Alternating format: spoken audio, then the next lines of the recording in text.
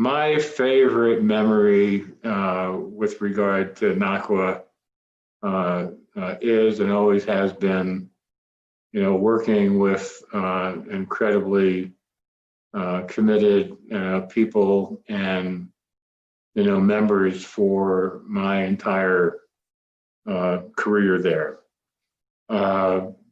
Starting out as a very, very small, organization, my biggest and most important memory is growing the organization and working with these dedicated, folks on the staff and within the membership for many, many, many years. I also, saw the advent of women in NACWA and AMSA early on.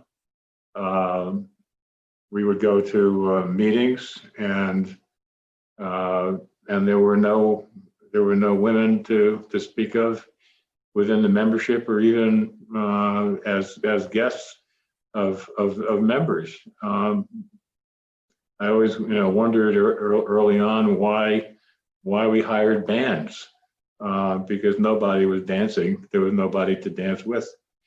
But that was the other thing too. The meetings themselves were always a lot of fun, and I experienced a lot of camaraderie among the members, and it was a really, really great opportunity to get to know the members and also the staff. So those are my memories.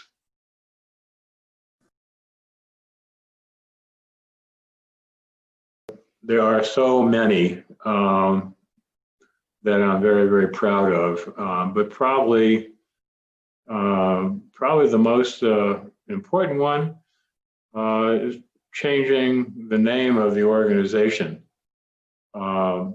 And everybody assumes that this was an easy task, that in 2005, the board of directors decided to change its name, but in actuality, the reality was that it took a lot longer than that, because I started talking about changing the name back in 1990, and everybody looked at me on the board and said, no way. We're proud of who we are. We treat sewerage, and that's the way it's going to be, period. And then, several years later, I raised the issue again, and they decided that, maybe there was something to that. So they decided to just call themselves AMSA and write Association of Metropolitan Sewerage Agencies in small print underneath it. And then finally in 2005, we were able to change the name. And I think that goes hand in hand with the fact that, and the other thing that I always felt very strongly about was the fact that our members were indeed environmentalists. And I think early on, it was really, really hard to make that case and convince the members that that's exactly what they were. But we made incredible progress over the years, and which resulted in the name change. Another big issue was the utility of the future. Turning our agencies into offices of innovation and working on triple bottom line types of events down the road. Very proud of the fact that we initiated a lot of legal things during my tenure. We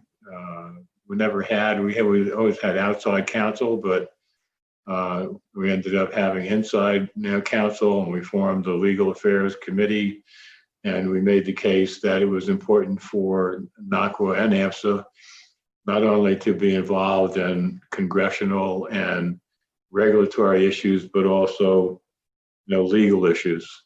On the regulatory side, we had key accomplishments with regard to biosolids and the CSO policy and the war on wipes campaign, which is still ongoing, and green infrastructure, and just a host of other issues. And every time that a new issue came up,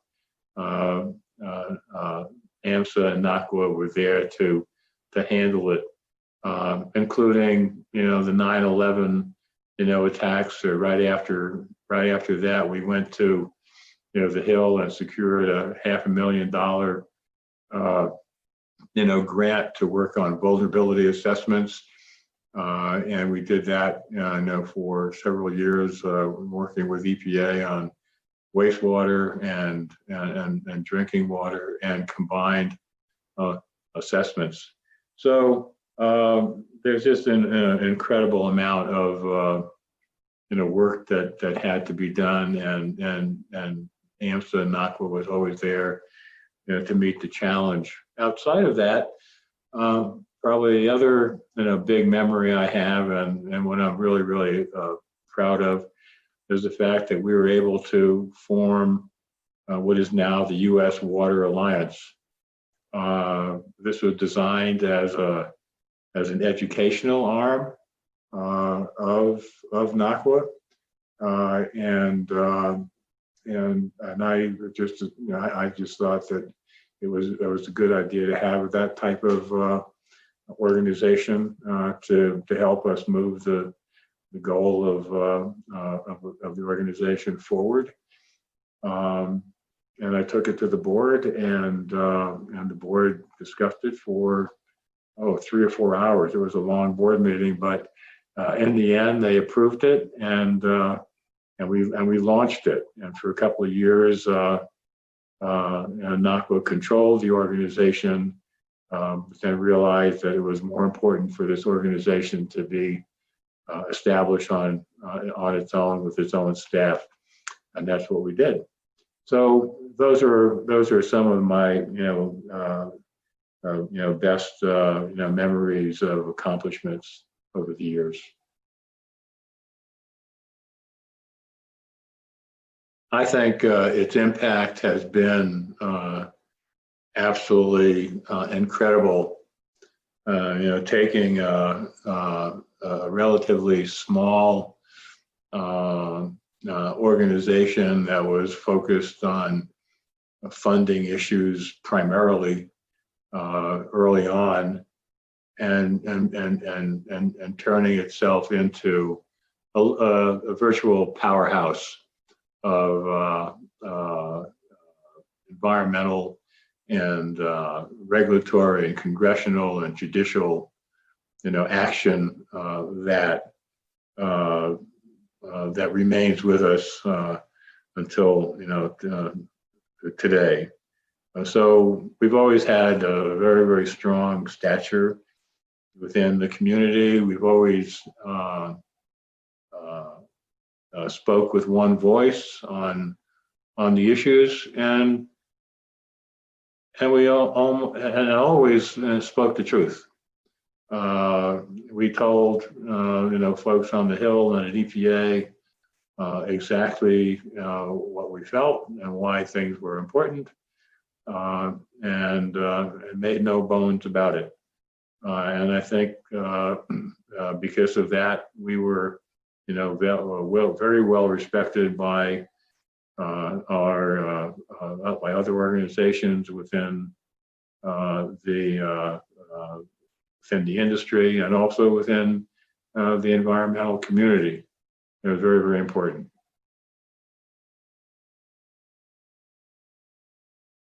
I'm assuming we're going to get through the pandemic that we're now facing.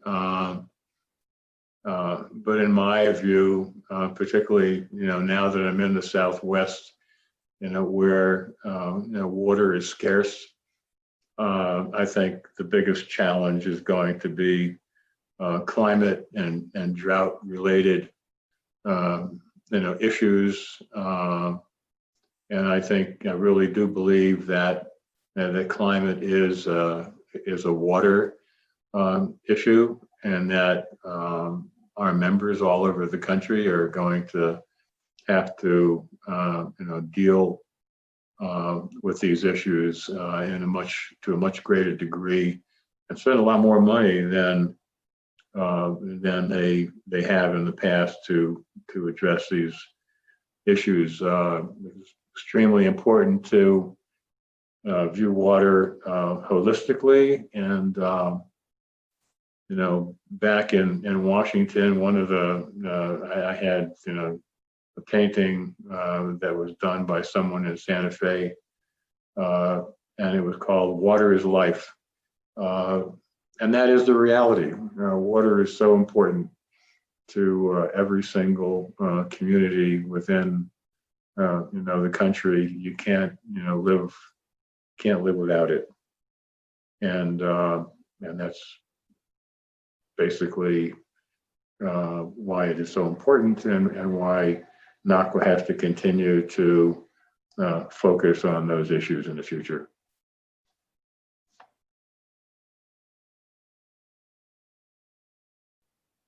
I think NACWA is going to be just as important 50 years from now as it is today.